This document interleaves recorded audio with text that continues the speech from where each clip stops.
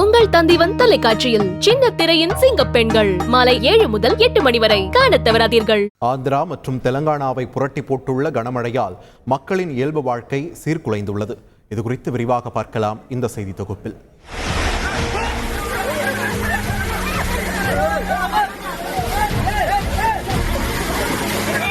கேரள நிலச்சரிவு பாதிப்பில் இருந்தே இன்னும் முழுமையாக மீளாத சூழலில் அண்டை மாநிலங்களான ஆந்திரா மற்றும் தெலங்கானாவை புரட்டி போட்டுள்ளது கனமழை.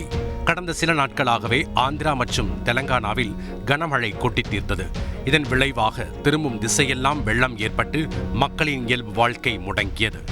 இதுவரை வெள்ள பாதிப்புகளில் சிக்கி சுமார் 30க்கும் மேற்பட்டோர் பலியாகி உள்ளதாக கூறப்படும் நிலையில் இன்னும் பலி எண்ணிக்கை உயரலாம் என்ற அச்சம் நிலவி வருகிறது.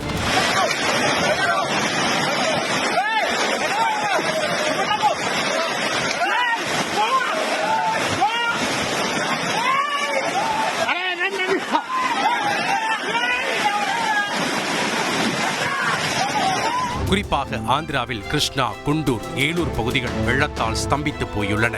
விஜயவாடாவில் புடமேரு ஆறு நிரம்பியதால் சிங் நகர், பம்பே காலனி, ராஜராஜேஸ்வரி பேட்டை உள்ளிட்ட பல பகுதிகள் முற்றிலும் வெள்ளத்தில் மூழ்கின. கிருஷ்ணா, லங்கா, இப்ராஹிம் பட்டினம், ஜூப்புடி மற்றும் பிற பகுதிகளும் நீரில் மூழ்கின.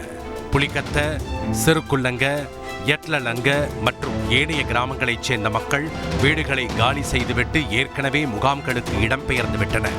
தெலங்கானாவில் கம்மம், வாரங்கல், நல்கொண்ட உள்ளிட்ட பகுதிகள் கடும் சேதத்தை சந்தித்துள்ளது. இப்பகுதிகளில் உள்ள குடியிருப்புகளில் வெள்ள நீர் சூழ்ந்ததால் அனைத்து பொருட்களும் வெள்ள நீரில் அடித்துச் செல்லப்பட்டு மக்கள் கடும் துயருக்கு ஆளாகியுள்ளனர். இது மட்டுமன்றி சாலை, ரயில், விமானம் என அனைத்து விதமான போக்குவரத்து வசதிகளும் கடும் பாதிப்புக்கு உள்ளாகியுள்ளது. இரு மாநிலங்களிலும் மீட்பு பணிகள் துரிதமாக நடைபெற்று வரும் சூழலில் மழை வெள்ளத்தால் கிட்டத்தட்ட 4 லட்சத்திற்கும் அதிகமான மக்கள் பாதிக்கப்பட்டுள்ளதாக கூறப்படுகிறது. மின்சாரம் மற்றும் தொலைத்தொடர்பு வசதிகள் பாதிக்கப்பட்டுள்ளதால் மக்களின் நிலையும் துயரமாகியுள்ளது.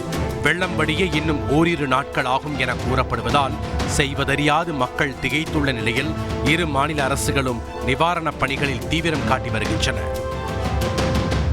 உங்கள் தந்திவன் தொலைக்காட்சியில் சின்ன திரையின் சிங்க பெண்கள் மாலை 7 முதல் 8 மணி வரை காணத் தவறாதீர்கள்.